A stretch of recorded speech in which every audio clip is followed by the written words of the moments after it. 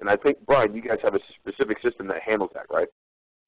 Yeah, well, it doesn't average it out, but it does tell you when your date of initial onset hasn't changed in a certain amount of time, just to keep you aware of where you stand, to remind you to check it and see, you know, and then compare your notes relative to that date and say, where am I with this and how is the patient progressing?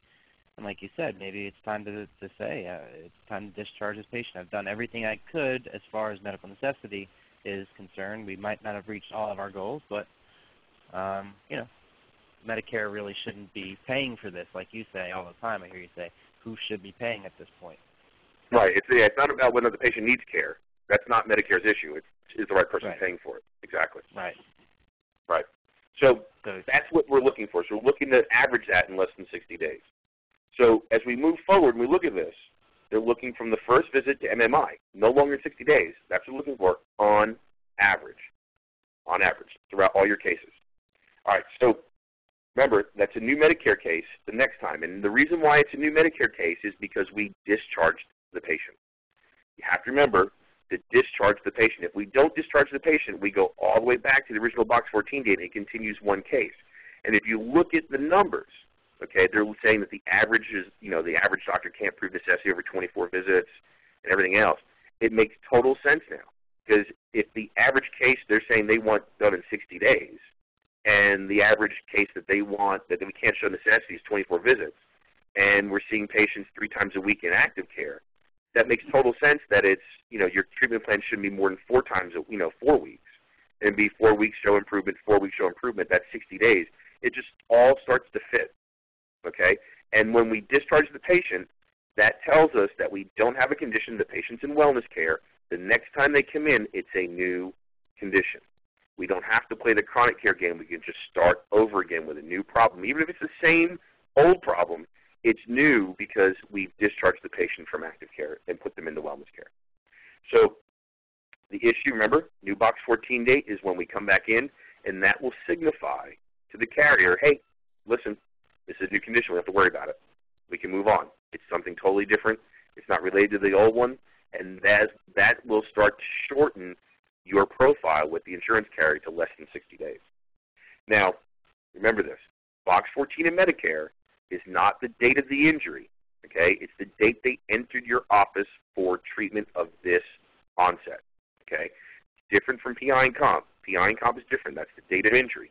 In Medicare, they're looking for the date they came into your office for this condition.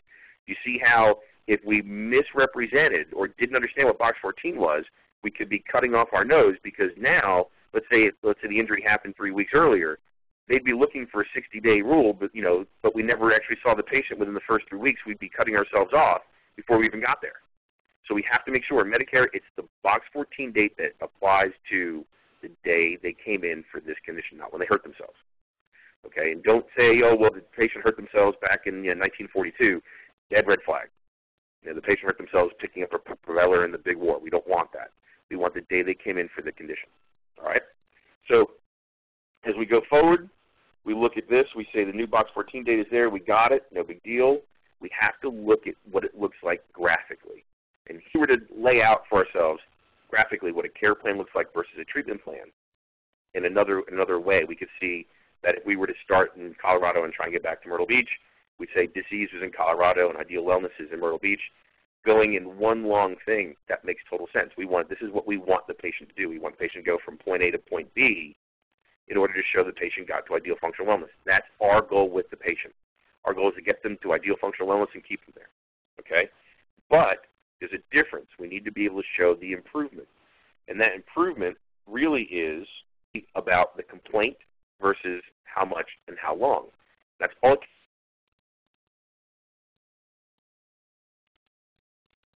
Your practice management people tell you that care plan is really, they have a problem, how long, how much, and that's what we're going to deal with. A treatment plan is different, because a treatment plan really is something that handles a lot more than just, let's say, 36 visits over 3 months and cost $1,800. A treatment plan really is going to be something that is measuring. So it's going to be, in addition to 36 visits over 3 months and costing $1,800, it's also setting up the way to measure the patient every no more than 4 weeks. So every 4 weeks we're going to measure our treatment goals, right, and our outcomes, and that's what we have to deal with in a treatment plan. So everything we're doing in a treatment plan can also be found in a care plan. So we have the care plan. It's a mini version. We need to add one thing. If we added this one thing, we could get rid of the majority of our problems. Now, if we're looking at it, it makes total sense. But the problem is we don't know what a treatment plan, needs. So if you want to know what it needs, we've got to go back into the policy. So in the policy, it says here that in an initial visit, we need to talk about subluxation. We talk about diagnosis. We talk about the patient history. We talk about the present illness. Oh, a treatment plan's in there. Also a physical exam, and then the initial date of treatment. That's what's required on day 1 in a Medicare note.